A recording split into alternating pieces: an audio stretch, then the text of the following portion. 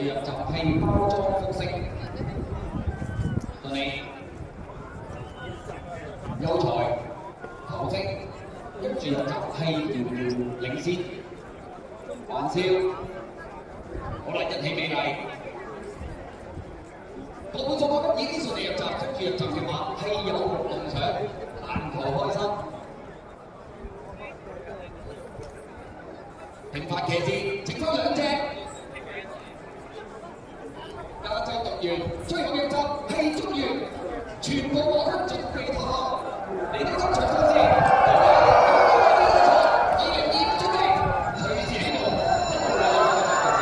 前面花格嘅低埋面位置係平凡騎士啊，中間有白河飛區啊，一起美麗啲前線喎，出邊位置就係嗰隻加州讀嚟㗎。咁但係因為嘅話，外面奮鬥緊嗰隻優才咧。另外一條紅色啊，喺入邊黑色加分嘅米奇啦，後邊嗰隻玩笑向外兩個，喺個出邊藍色白加衫咧，仲有呢隻化妝服飾啊，後邊分馬啦，有共賞響 A 5色衫嘅，出邊其他人開心啦，後邊三分分別有花，遙遙領先，暫時啲啦，捉住你跑，係嗰隻捉完嚟㗎。好啦，從前有個好靚嘅森林，入面住咗一隻可愛小熊。小熊有對圓圓大大嘅眼睛，仲有柔軟嘅棕色毛。佢最中意做嘅就係喺森林入面探險，識新朋友。有一日，小熊喺森林入面散步，突然聽到一陣微微嘅哭聲，好奇地跟住聲音行去，發現一隻兔子坐喺樹下，眼淚汪汪喊。小熊即刻跑過去，關心咁問：小兔子，你點啊？小兔子抬起頭，抽泣住話：我迷咗路，搵唔到返屋企嘅路。小熊心入面一陣難過，佢決定幫小兔子搵返屋企嘅路。唔好擔心，我會幫你搵到屋企嘅。小熊鼓勵咁講。於是，佢哋開始咗尋找小兔子屋企嘅冒險。小熊同小兔子一齊穿過茂密嘅樹林，越過小溪，仲攀爬咗小山丘。喺呢個過程中，佢哋遇到咗好多有趣嘅動物朋友。首先，佢哋遇到咗一隻聰明嘅老貓頭鷹。小熊問貓頭鷹：請問，你知唔知道小兔子嘅屋企喺邊度？貓頭鷹用翅膀指咗一個方向，話：往嗰邊行，會見到一片靚靚嘅花田，然後再向右轉，就可以揾到小兔子嘅屋企。小熊和小兔子感謝了貓頭鷹，繼續朝着指示的方向前進。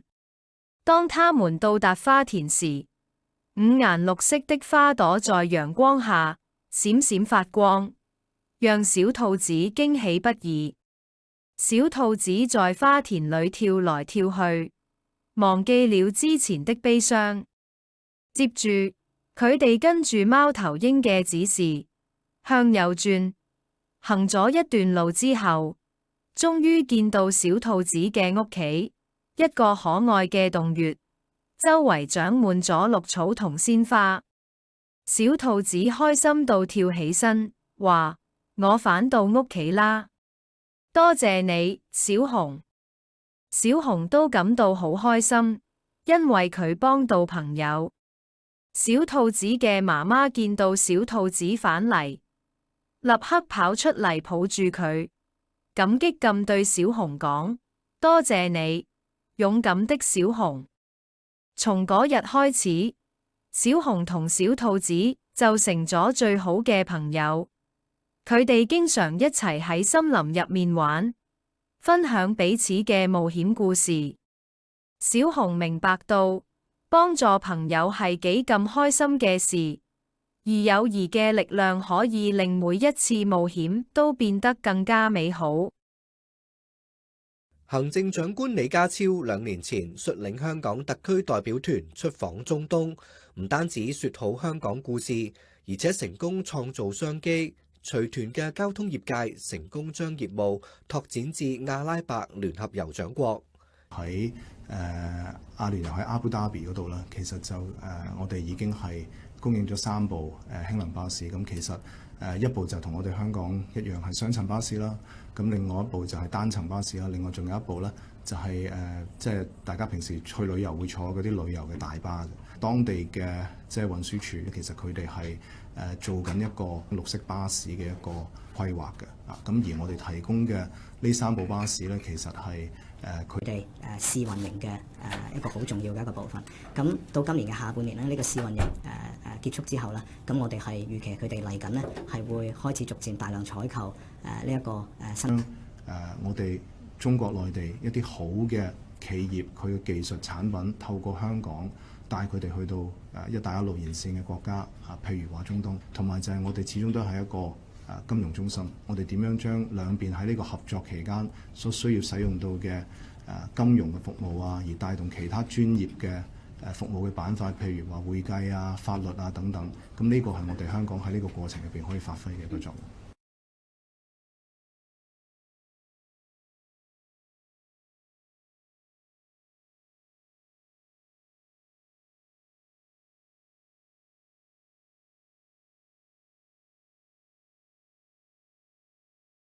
能源嘅巴士。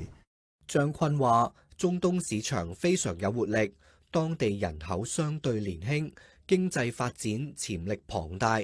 今年佢會再次跟隨李家超出訪中東嘅卡塔爾同科威特。佢相信香港只要發揮自身優勢，就可以為國家經濟發展出一分力。香港其實從來都係發揮一個超級聯繫人嘅一個角色。我哋其實要做嘅嘢就係點樣將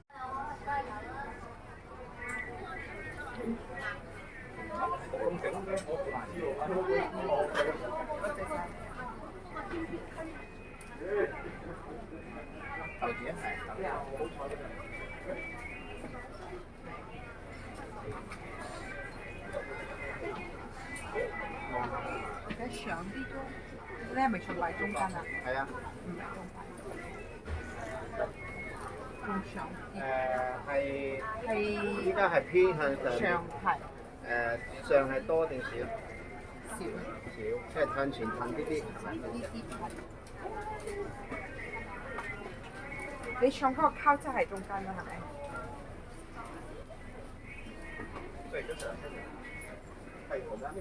應該係啦。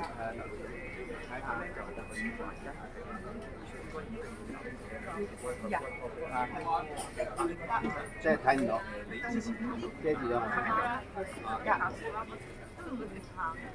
原來即係我覺得喺中間。嗰邊搭唔係搭黃唔啱喎，tell it to the right，tell it to the right way。啱。而家向要近少少。即係唔係中間，係啊，啱啦，而家啱嘅。呢個咪係阿大股嗰人嚟啊？望下。啱。大股諗乜嘢咩？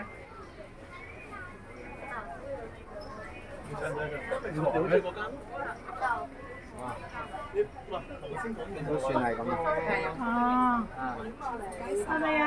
係張面。好難做啊，咁多嚟。係啊，唔該晒。係啊。我哋加少少。